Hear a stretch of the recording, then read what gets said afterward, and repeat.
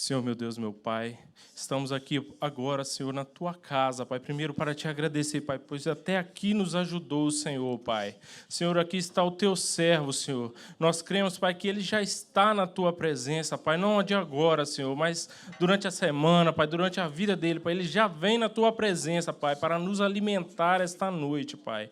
Ô, Pai, coloque, Pai, a Tua palavra na boca do Teu servo, Pai, que nada venha sair dele, Senhor, mas direto do trono dos céus, Pai. Ó Pai, que nós possamos, Senhor, sair daqui, Pai, não melhores do que entramos, Senhor, mas sair daqui mais constrangidos do que entramos, Pai. Pois a Tua palavra, Senhor, é pão, Pai, que nos alimenta, que nos constrange, Pai, para sermos modificados, Pai, segundo a Tua vontade, Senhor.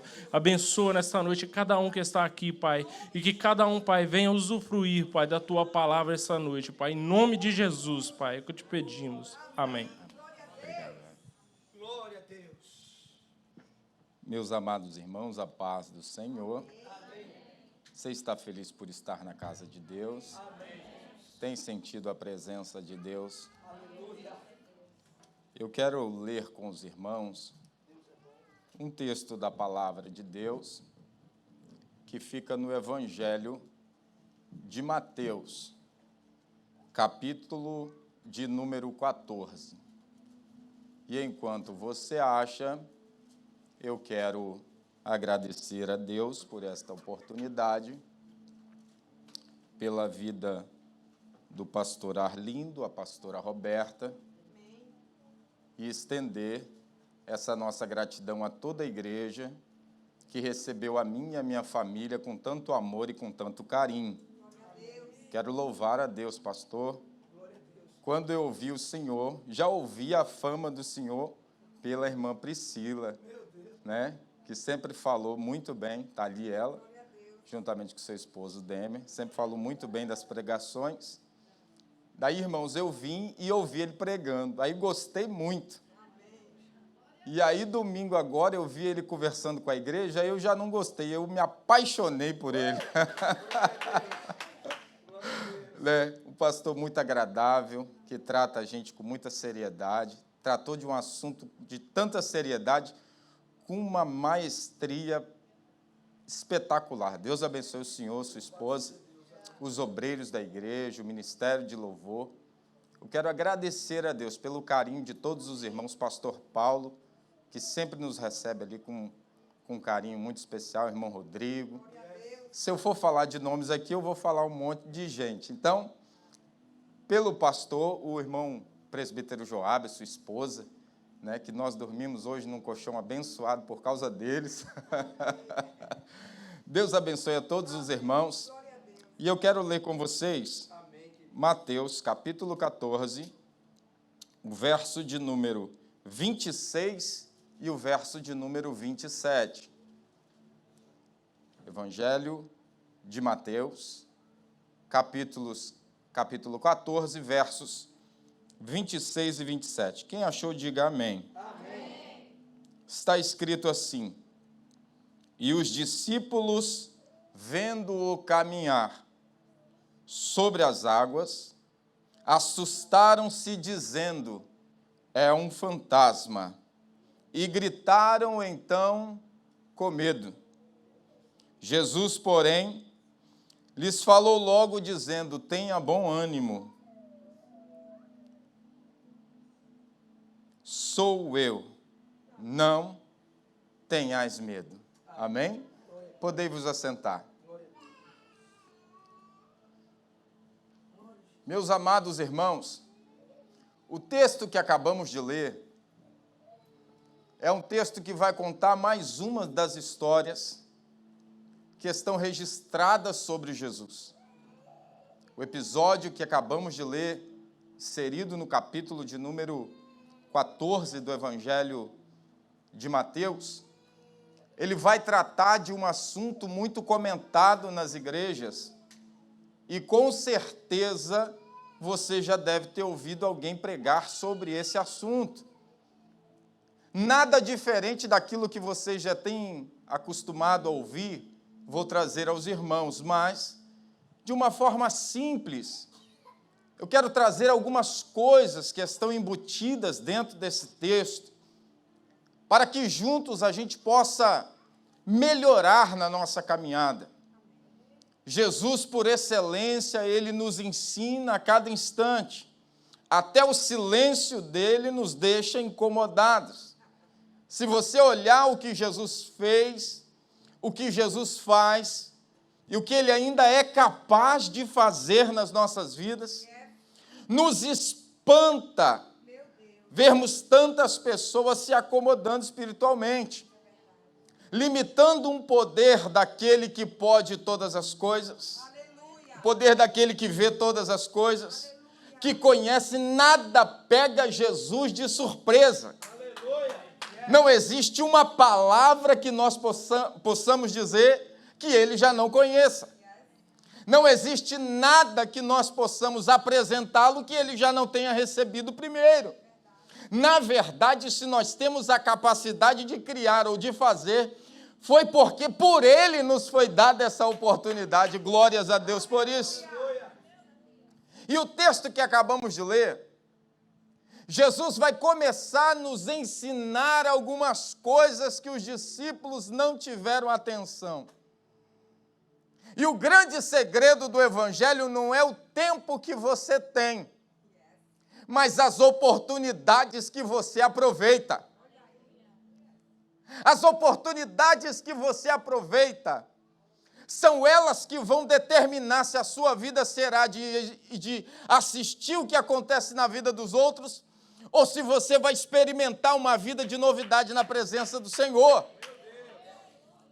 Quando você experimenta transliterar o que está na Bíblia para a sua aplicação pessoal, você vai perceber que ela é muito mais do que apenas um livro, que ela é muito mais do que um instrumento pregado na igreja, que ela é muito mais do que um belo exemplar de vários autores, que ela é muito mais do que uma fonte inesgotável de conhecimento, que ela é muito mais do que apenas algo que pode ficar como um amuleto na cabeceira de uma cama. Você vai perceber que ela traz vida para a sua vida. Ela coloca luz aonde há trevas em nós. Ela nos confronta para sairmos da nossa comodidade e exercemos uma vida espiritual ativa e viva na presença do Senhor.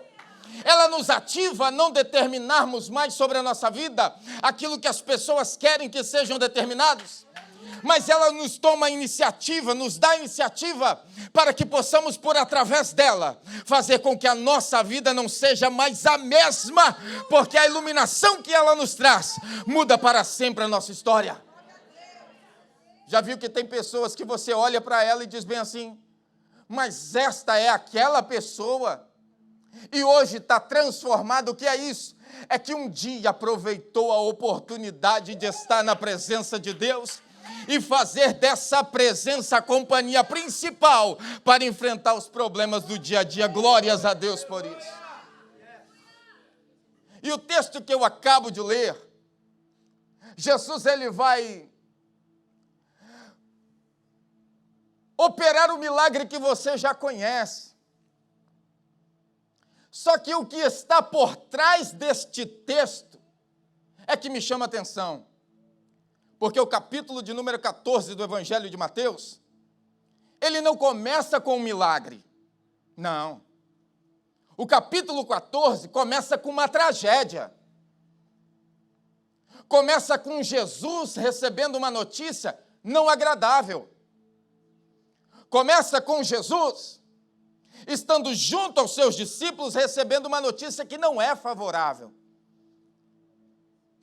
O capítulo de número 14 vai falar que Herodes, ele vai sentenciar João Batista à morte.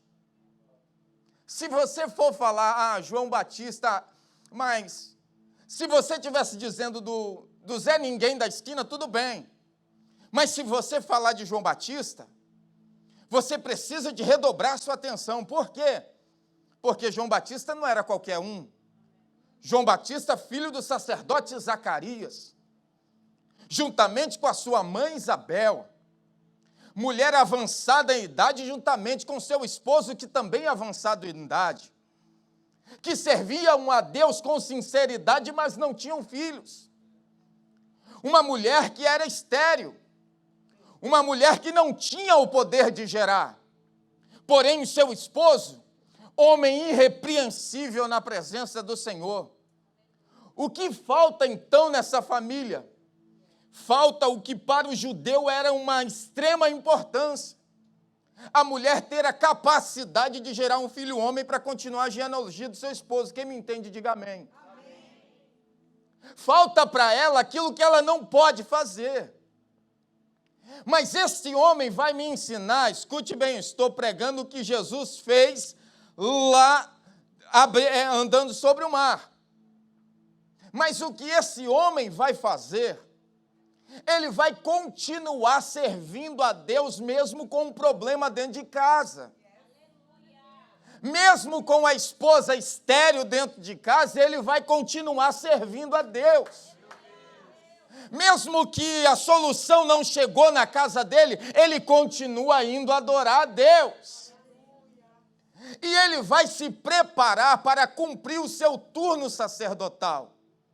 Só que neste dia, aleluia, Deus é assim. No dia que a gente não espera, Ele nos pega de surpresa. No dia que a gente não sabe qual é que Ele determinou, Ele resolve se manifestar e põe um ponto final no problema. E agora nós vemos, parece que eu imagino a cena, pastor Arlindo, Zacarias indo em direção ao templo, vestido de roupa sacerdotal, orando a Deus pedindo um filho porque ele não tinha genealogia, e ele vai em direção ao templo. Quando ele chega no templo, as sortes são lançadas. Cai sobre a vida de quem? Sobre a vida de Zacarias. E o que ele tem que fazer? Ele vai junto ao altar do incenso, para ele cumprir o ritual do incenso no templo. Só que ele fazia isso sozinho. Quem está comigo nessa mensagem? Só que ele fazia isso sozinho. Só que quando ele começa o altar do sacrifício, quando ele começa o altar do incenso, começa de operar o seu turno, aparece alguém dentro do templo junto com ele. Meu irmão, deixa eu falar uma palavra para você. Está com problema dentro de casa? Tá. Está difícil? Tá. Está com problema, está com dificuldade que você não consegue resolver? Chegou no teu limite? Estamos todo mundo assim. Tem gente com problema assim. Mas tem um segredo para nós, sabe qual é? Me pergunte qual é. Me pergunte mais forte, qual é? Continua adorando a Deus com tudo o que você tem. Vou aproveitar o pastor Arlindo. Se é para aplaudir, dá a palma toda.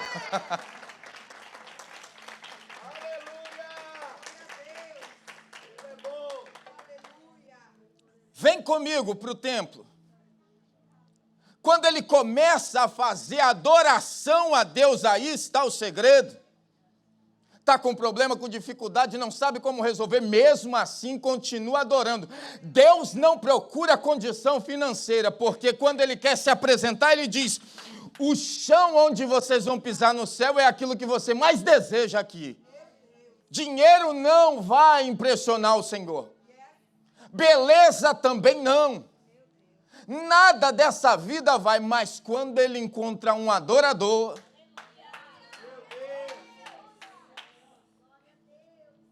e agora Zacarias está adorando, aparece um varão,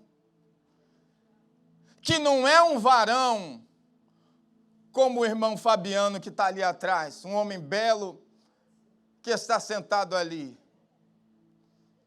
Vai aparecer para ele Gabriel.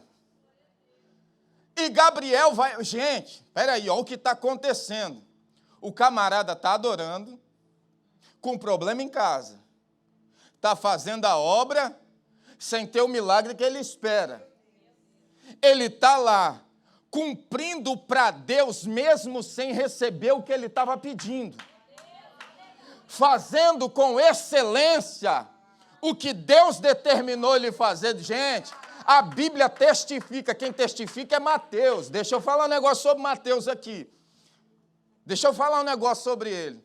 Mateus não é como Lucas, que era de nacionalidade grega. Não é como Marcos, que era discípulo de Pedro, nem apóstolo era. Mateus não. Mateus era da prateleira de cima. Tanto que seu nome quer dizer presente de Deus. E o outro nome dele era Levi. Levi é amarrado ou atado a A. Ele foi dado o nome como homenagem à tribo de Israel. Era judeu até o tutano. Sabia do que ele estava falando. Sabia do que ele ia escrever. Por isso, com tanta firmeza, ele faz isso. Ele vai dizer que o sacerdote Zacarias vai receber uma palavra de Deus, irmão. Deus ia descer e se manifestar a ele. Que maravilha, glória a Deus por isso. E quando Deus vai na pessoa de Gabriel até ele, vai dizer para ele, sabe o quê? Não temas. A tua oração foi ouvida. A tua mulher vai conceber e gerar um menino. Olha que coisa interessante. Gente, isso leva o pensamento de quem gosta de ler a Bíblia à loucura. Porque nós não estamos falando que apareceu lá um rapaz que aprendia no templo, não. O próprio anjo do Senhor apareceu para manifestar que no céu Deus parou para ouvir a oração daquele homem. Tudo bem, tudo bem. Ela vai embora. Ele vai embora com a promessa de Deus. A promessa de Deus vai se cumprir. Isabel vai engravidar. No 5º mês, beirando o 6º, Deus resolve de novo se meter no meio da humanidade. E Gabriel desce novamente. Mas agora não é na casa de Isabel. Ele vai num lugar mais complicado ainda. Ele vai na casa de uma jovem. Quem vai citar isso é Lucas. Lucas, o evangelista. Vai citar com propriedade. Por quê? Porque se Mateus conhecia de genealogia e de números, por ser cobrador de impostos, está diretamente ligado ao governo romano, Lucas, por outro lado, sabia de medicina. E ele sabia que Isabel não podia conceber. E ele sabia que Maria também não podia conceber. Nunca se perguntou por que é Lucas que vai escrever sobre esses nascimentos? Não é nem Mateus, nem Marcos e nem João, porque ele sabe do que ele está falando.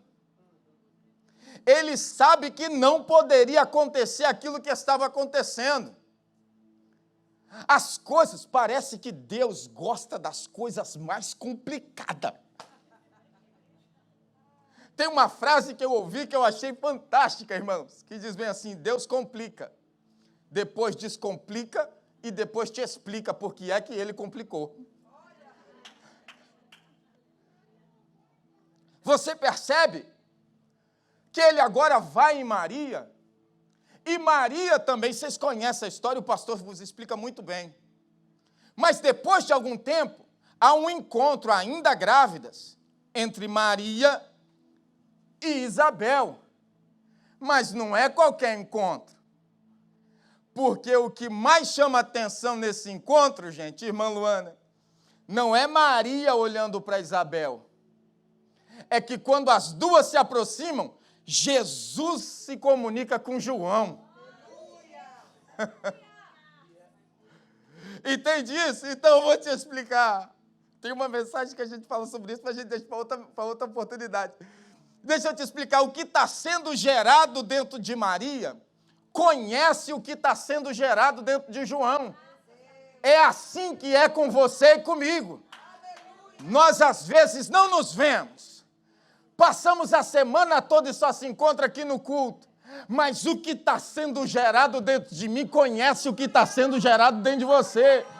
Então o que eu posso dizer de você, sabe o que é? Tu é um bendito de Deus. Tu é uma escolhida do Senhor. Em ti está sendo gerado o Salvador da humanidade.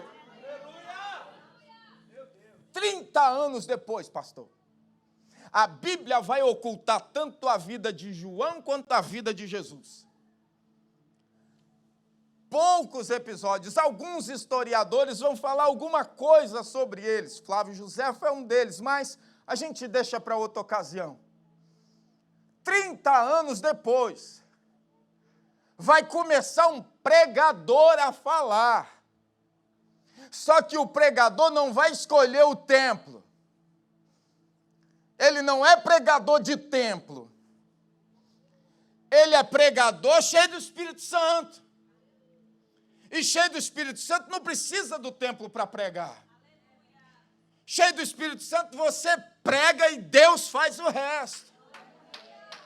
Olha o paralelo acontecendo. No templo, a reunião pronta para acontecer. Parece que eu vejo essa cena. Eu viajo nos textos da Bíblia, sou apaixonado por ela. Parece que eu vejo o texto acontecendo. Os sacerdotes prontos, a reunião, a Torá em cima da mesa, o lugar onde que os rolos ficavam para as orações intermediárias, toda a liturgia do culto pronta. Cadê o povo? Ninguém. Onde que está o povo? Está lá no deserto, ouvindo um pregador doido, ouvindo um pregador maluco, que não estava usando Torá, não estava usando os pequenos rolos de papiro que estavam dentro de um cesto que ficava ao lado do altar. Não. Ele estava pregando só assim, ó. Arrependei-vos. Se arrependa dos vossos pecados, porque vos é chegado o reino dos céus. E sabe de uma coisa? As palavras doces do templo que massageavam o ego, mas era vazia de espiritualidade, não iludia mais a ninguém.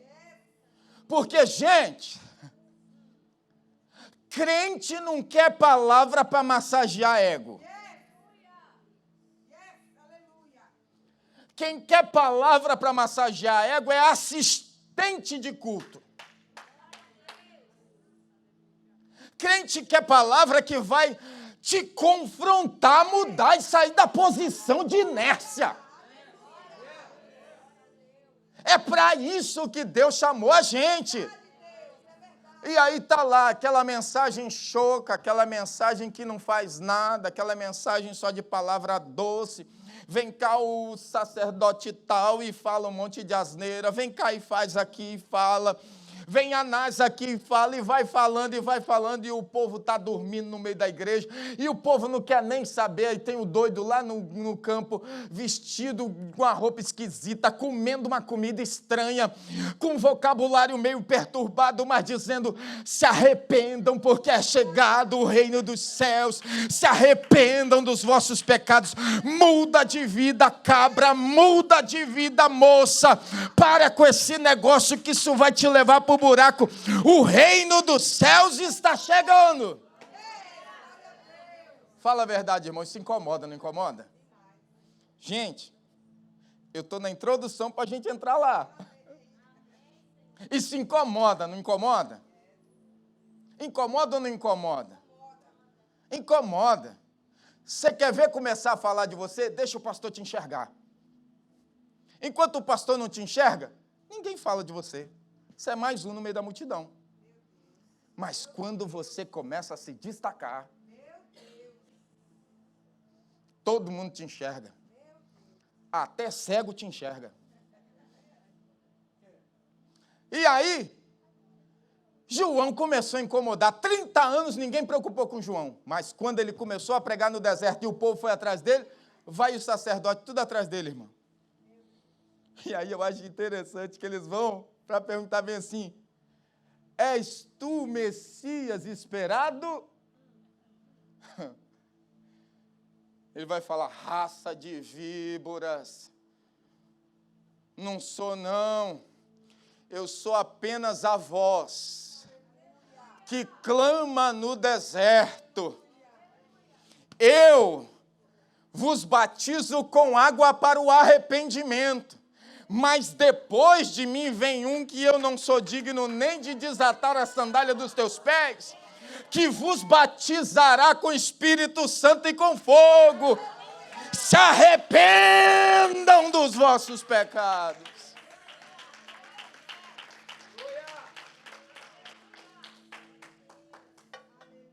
Vem comigo com João batizando. Se arrependam. Vai embora. Se arrepende, Priscila. Vai embora. Se arrepende, irmã Monique. Vai embora. E vai, e vai, e vai. E quando ele olha para a fila,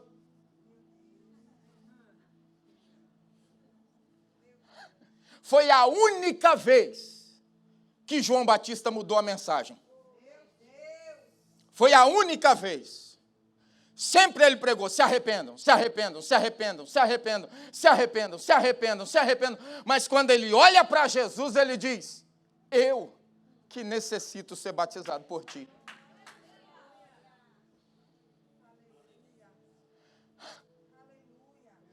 Oh, meu irmão, isso é forte demais. Aí Jesus vai virar para ele: gente, Jesus é fantástico. Quem crê que Jesus é amor? Mas Jesus dá cada lambada, irmãos. Olha o que Jesus vai falar para ele: eu é que necessito ser batizado por ti, e tu vens a mim. Jesus vira para ele e fala assim: fica tranquilo, você só está fazendo o que você foi mandado fazer.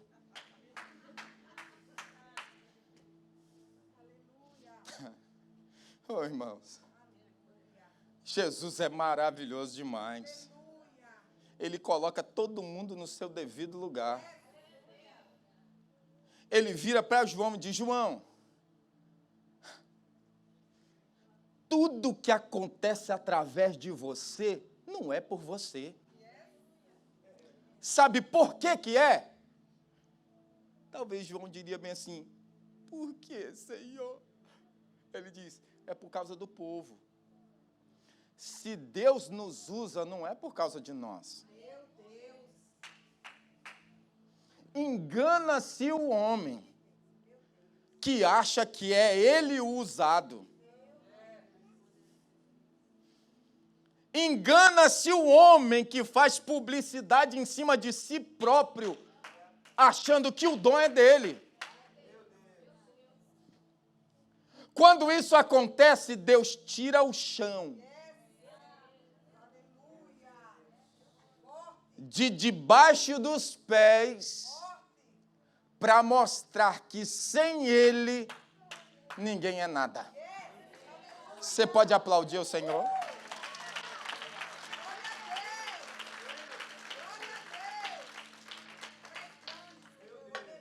Vai escutando, vai escutando. Pastor, vou usar mais uma sua, hein? Vocês estão aqui, sim ou não?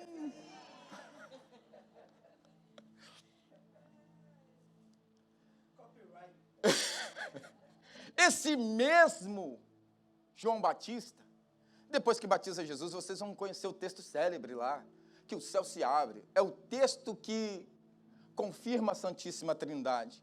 O Espírito desce, e a voz do Pai se ouve, e o Filho está na terra, e tudo acontece conforme as Escrituras estão dizendo. Mas no capítulo 14, agora o caldo engrossa. No capítulo 14, João está preso no cárcere interior. Sabe o que é estar preso no cárcere interior? Eu quero acabar com você. Você não tem chance de sair daí, mas eu não posso te matar, que eu temo o povo. Então você fica guardado aí para sempre. Vai escutando, irmãos. Vai escutando, viver com Deus é coisa séria. Ele no cárcere interior, Herodes vai dar uma festa no seu aniversário. No aniversário de Herodes, Herodes vai ficar cheio de mosto e vai querer observar as meninas dançando. Herodias, mulher de Filipe, irmão de Herodes, vai ter uma brilhante ideia, vinda do inferno. Ela vai dizer para a filha dela, dança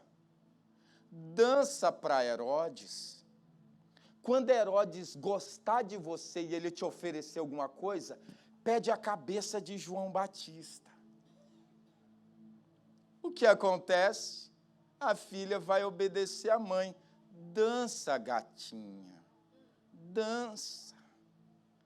E está Herodes igual um mané olhando para a moça dançando, observando a moça dançando, prestando atenção na moça dançando.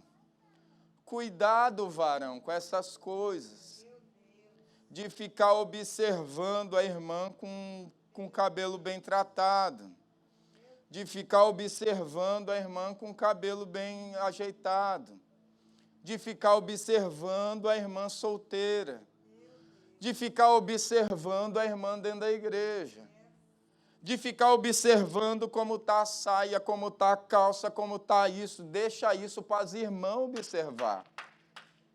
Cuidado com essas coisas, porque ele olha, deseja, e agora ele tem que fazer aquilo que ele falou. Ele vai entregar a cabeça de João numa bandeja, porque a moça pediu, mas segura agora. Sabe por que João estava preso?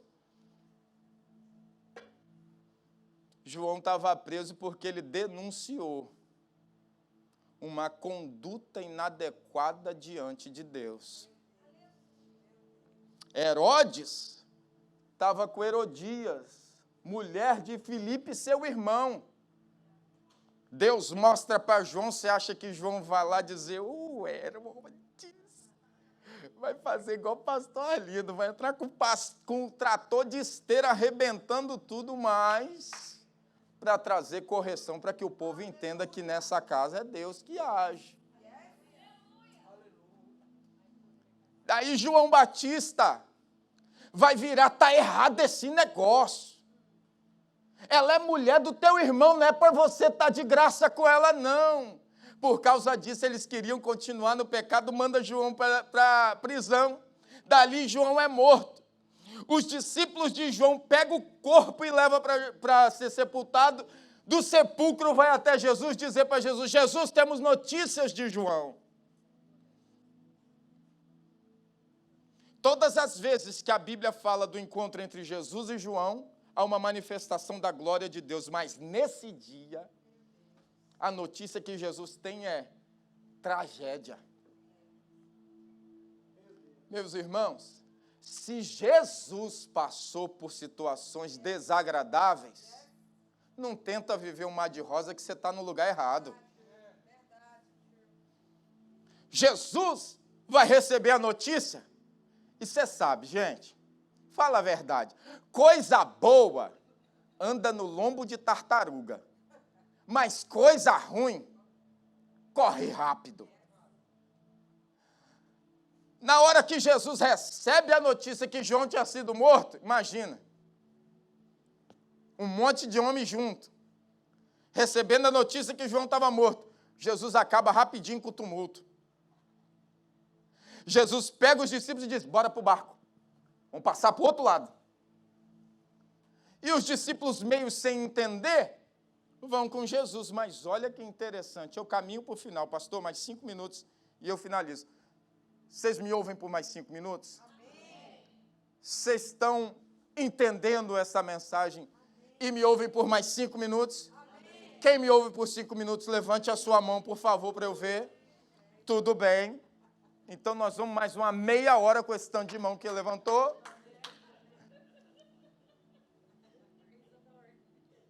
Escute só. Jesus vai receber a notícia, chama os discípulos e atravessa para o outro lado. Só que Jesus tem algo que eu estou pedindo a ele e eu não tenho. Jesus vê o que a gente não consegue ver. Bom, Joabe, Jesus está com os discípulos dentro do barco. Os discípulos estão, mataram João, mataram João, mataram João. E Jesus olhando. Gente, eu queria sua atenção para isso. Imagina Jesus dentro desse barco, irmãos. Jesus olhando e dizendo bem assim, fizeram com o João, não vai ser nem 1/3 do que vão fazer comigo. Jesus olhando e dizendo bem assim, os discípulos que aqui comigo estão vão todos me abandonar. Jesus olhando e pensando, os religiosos que falam de mim sem saber que estão falando, vão pedir a minha cabeça, vai ser eu o próximo. Aí Jesus levanta os olhos e vai ver que enquanto ele atravessa o caminho pelo mar, a multidão está dando a volta pela areia, para poder encontrar ele do outro lado. Ô, meu irmão, ele não resiste a isso. A Bíblia diz, e teve Jesus grande compaixão e curou os enfermos daquela multidão.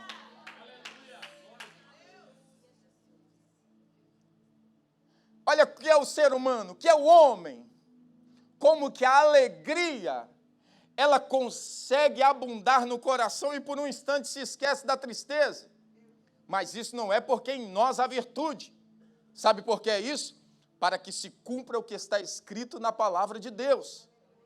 Que na presença do Senhor, até a tristeza salta de alegria. Jesus, ele está agora com os discípulos, curando enfermos. Jesus vivendo o que ele tinha vivido há pouco tempo atrás. E no meio da tragédia, estendendo a mão para quem necessita. Os discípulos alegres porque Jesus está curando os enfermos.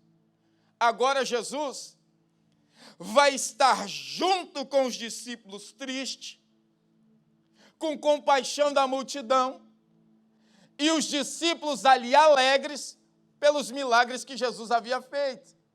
Os discípulos viram para Jesus e dizem bem assim, mestre, manda essa multidão embora, porque o dia está acabando. E nós não temos dinheiro para dar para esse povo todo comer. Mas o medo deles não era somente esse. Também eles estavam numa região desértica. E ali estavam muito suscetíveis a assaltantes, a animais peçonhentos. A preocupação dos discípulos com Jesus não era apenas o alimento. Eles estavam preocupados também com a segurança daquele povo que tinha ido para ouvir Jesus, porque eles sabiam que tinha ali no meio homens, crianças, mulheres. E agora, nós temos os discípulos dizendo para Jesus, Jesus, despede esse povo logo, manda eles embora para suas casas. É sempre assim. Jesus está andando nas ruas de Jerusalém, aí tem um rapaz, cego de nascença. Jesus olha, tem compaixão dele. Sabe o que os discípulos dizem? Senhor, quem pecou, esse ou seus pais, para que ele nascesse assim? É sempre assim, gente.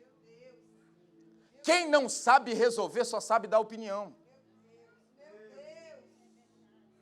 Quem não trabalha só dá trabalho. Quem não tem unção para fazer nada, a única coisa que faz é tentar pagar quem tem aquilo que Deus mandou fazer. E agora os discípulos estão dizendo para Jesus, Jesus, manda esse povo embora. Me desafia. Eu vou ficar envergonhado, porque vai chegar um momento que eu não vou conseguir resolver. Mas Jesus vira e fala bem assim, imagina só, o discípulo pensando, Rodrigo, resolvi o problema de Jesus. Jesus, manda esse povo embora, porque esse povo precisa comer, esse povo precisa disso, esse povo precisa, manda esse povo embora. Jesus vira para ele e fala assim, dá você a eles de comer. Escuta isso aqui, olha só que interessante isso. Na hora que eles fazem isso, olha o que os discípulos vão fazer para Jesus, ó. Nós não temos nada, senão, o que, gente? Ô, igreja bem ensinada, gente. Nós não temos nada, senão 5 pães e 2 peixinhos. Olha o poder que nós temos de minimizar o que temos nas mãos e maximizar os problemas. Não foi só nesse caso. Uma mulher que ia perder os filhos, virou para o profeta e disse: e agora o que eu faço? Me diga o que tu tens em casa. Eu tenho uma vasilha, eu não tenho nada, senão uma vasilha com um pouquinho de azeite. Olha como a gente maximiza o problema e minimiza aquilo que nós temos nas mãos. Só que tu serves um Deus que do nada faz tudo. É pouco na mão de quem? O que tu tens é pouco na mão de quem? Oh, maravilha! Tem gente que está aqui, que está com a família quebrada, está com um filho problemático, está com o marido problemático, está com o emprego problemático, está com a esposa problemática. Você está dizendo: o que eu tenho não é nada, mas não é nada na sua mão. Entrega isso na mão de quem sabe fazer o nada e transformar em tudo. Entrega nas mãos de quem sabe fazer o pouco virar muito. Entrega que você vai ver o que ele faz.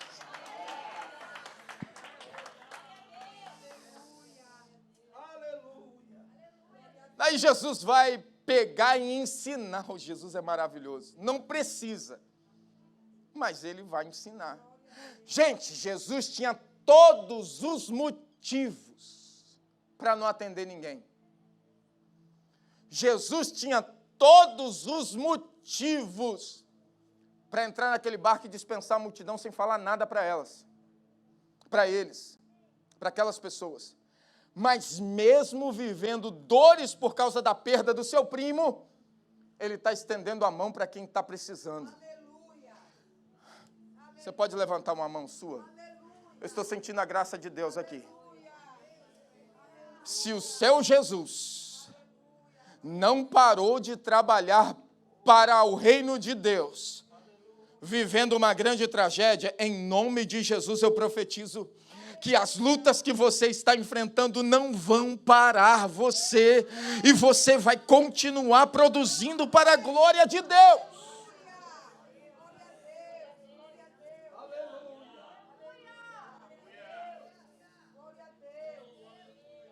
Escute só. Jesus, ele vai mandar os discípulos voltar para o barco e ele ia despedir a multidão. Escute bem isso. Quando os discípulos voltam para o barco, voltam alegres pelo milagre realizado, da cura dos enfermos e da multiplicação dos peixes e das sobras que aconteceram. Mas escute o que está acontecendo agora. A alegria de ver a manifestação de Deus permitiu que eles entrassem no barco e fossem de volta sem Jesus. Tem coisas que você precisa de ler e aprender. Para esse tempo, Jesus disse: entra no barco e vai. Mas entenda o que está escrito nas entrelinhas. Não deixe a alegria que você sente dentro da igreja pela manifestação de Deus, que essa alegria permita que você saia daqui e deixe a presença de Jesus aqui. Porque eles atravessaram o mar com Jesus dentro do barco.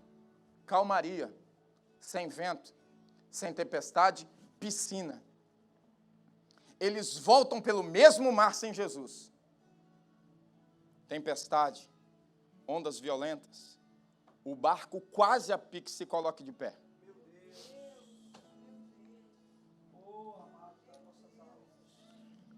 Jesus vai despedir a multidão.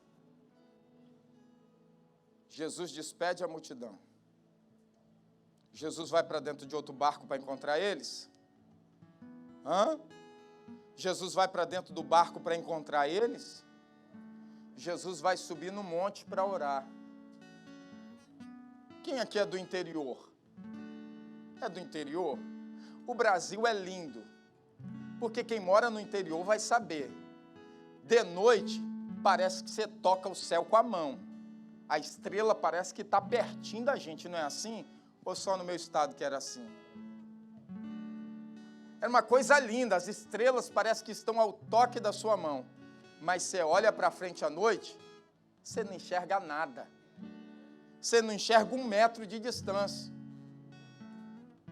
Aí a Bíblia diz que na 4ª vigília da noite, 4ª, grave isso, 4ª, eles estão no mar com o barco quase a pique. Eles eram guiados por 2 calendários, o romano e o judeu.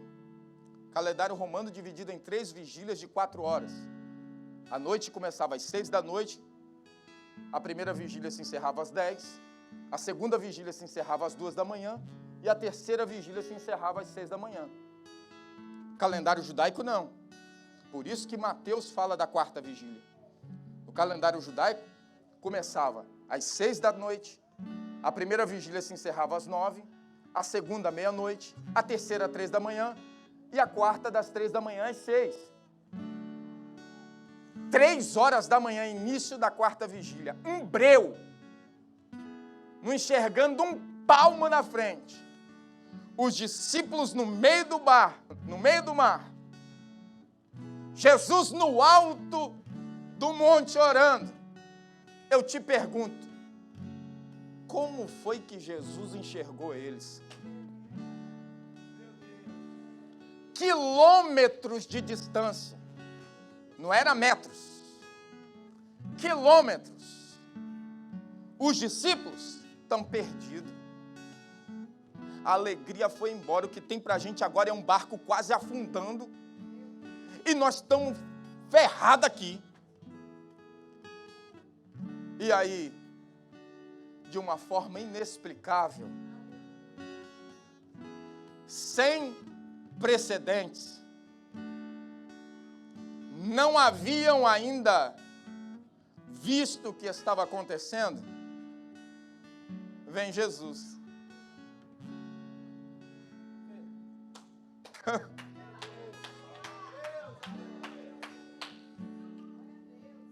Vem Jesus andando por cima das águas, presbítero Joabe.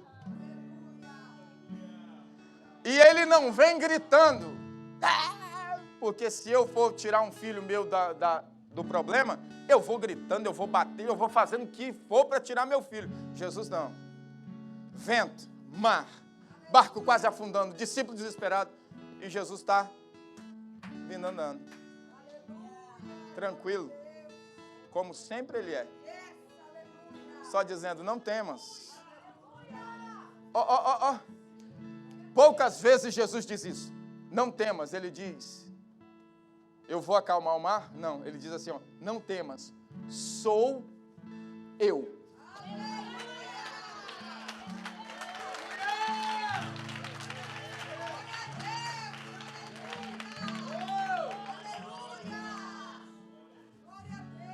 Essa palavra sou eu, sabe o que quer dizer, gente? Isso é fantástico. Sabe o que quer dizer sou eu? Sou eu não é dizer assim, sou eu. Quem é você? Sou eu. Não. Sou eu, sabe o que quer dizer? Gente, você tem que preparar para dar um glória agora, hein? Sou eu é o seguinte, eu sou o que você precisar que eu seja.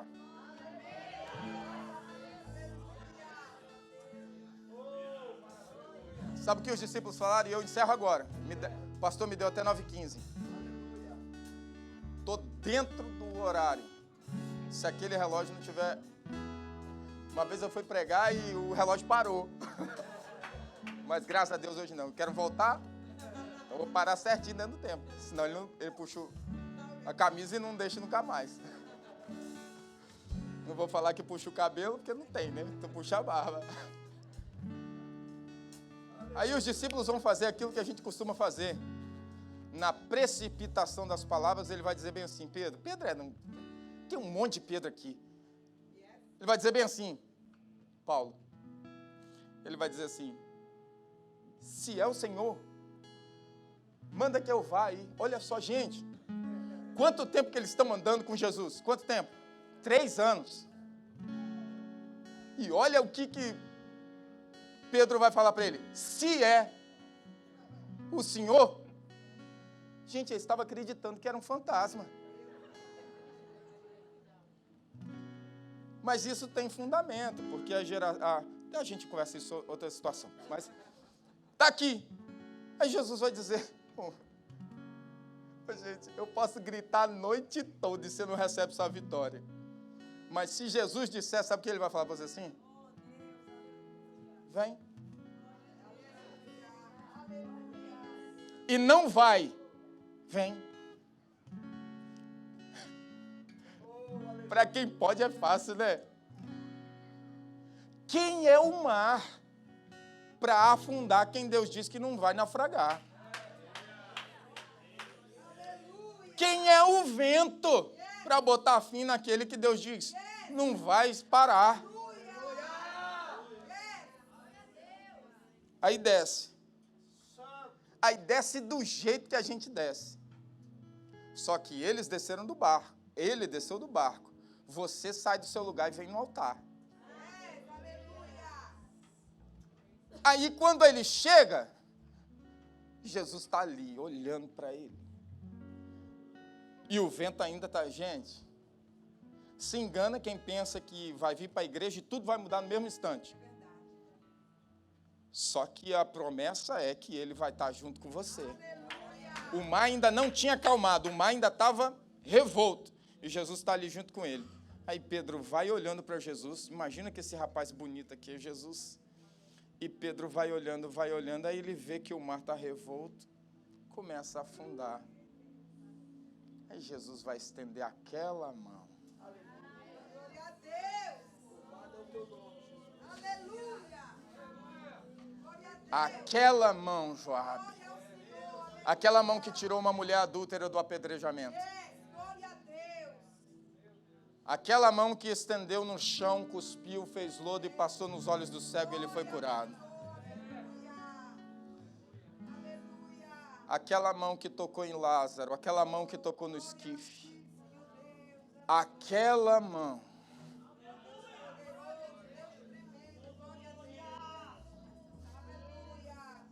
Enxerga que a pouca força está em nós. Enxerga que a pouca fé está na gente. Mas quando nós não temos fé, aquela mão.